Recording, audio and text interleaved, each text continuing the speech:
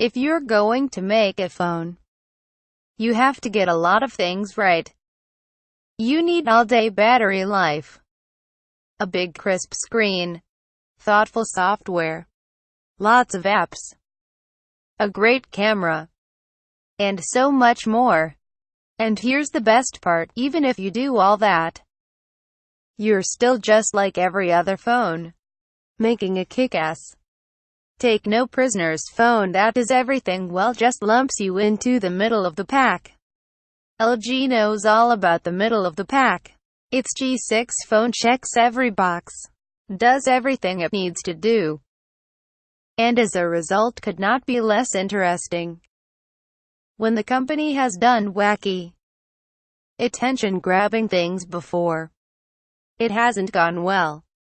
The G5's modularity was its downfall. With its latest device, LG made a slightly different move. The new V30 is a good phone. With the battery life and the screen and the apps and the everything else. I've been using a pre-production model over the last several days as a sort of first look. And so far the V30 seems to be, in every way but one, a perfectly solid but mostly forgettable Android smartphone. The lone exception, the camera. The V30 contains more settings, more modes, and more raw camera capability than any smartphone I've ever used. And I mean that in the best possible way. Perfect shot. The V30's camera rig uses two back-facing cameras, which you can use individually or in tandem for a cleaner shot. The 16-megapixel lens shoots roughly the same sorts of shots you'd get from any other camera, but the 13-megapixel sensor pulls way back, shooting photos with a 120-degree field of view. In other words, it sees as much as your eyes do, at least horizontally. Most dual-camera phones' second lens is a zoom lens for getting closer to your subject and sending depth info to the sensor. But I much prefer having the ability to take semi-panorama shots with a single tap. Both have super bright f1.6 lenses and 10-bit HDR sensors. You can flip between the lenses as you shoot in auto. But that's like driving a Porsche and never leaving first gear. Behind the mode button lies insanity. You can shoot in, which offers presets that'll make your footage instantly look like a noir film, or take on the dark, warm vibes of a summer blockbuster. My favorite is blue tinted footage straight out of Paranormal Activity. Once you're done making Sundance shoe-ins, you can try food mode, which helps you white balance your shot to make the French toast pop.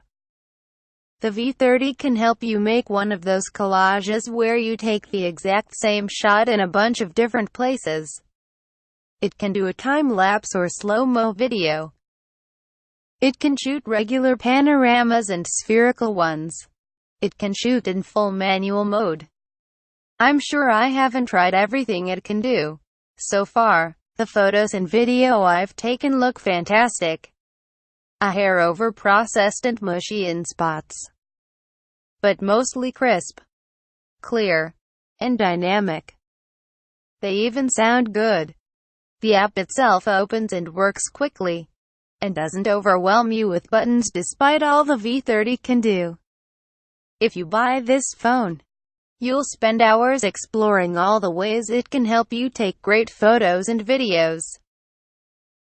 I've thoroughly enjoyed that process. Elsewhere, again, the phone impresses without blowing minds.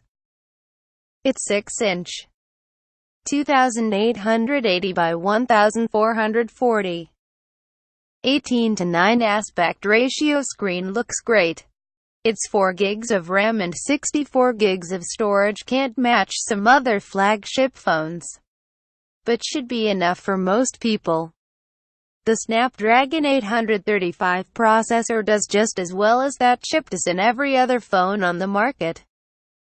It's a lot thinner and lighter than, say, the Samsung Note 8, while still offering the same level of waterproofing. It feels a little slippery in my hand, and can't hold a candle to the essential phone or the Galaxy S8's remarkable build quality. But it's good enough.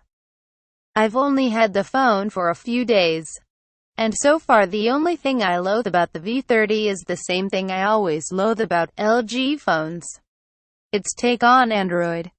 Full of cartoonish 90s-era icons, light text on light background settings menus, and pointless bloatware. Just pales in comparison to what you should be getting from Android. Even its new doesn't have enough options to be useful. I'd even rather have Samsung's gunk than LG's. To be fair, LG did have one good idea in software: it copied Apple's pull-down spotlight search, so you can quickly find apps, emails, or files just by swiping down on the home screen. But that's the only good idea. LG didn't announce the price of the V30, but it'll surely be out soon. It's hitting the market at a tough moment. Samsung and Apple are both updating their most important and popular devices. Startups like Essential are capturing some attention, and Huawei, Motorola, Xiaomi, and everyone else just keep on coming out with better phones.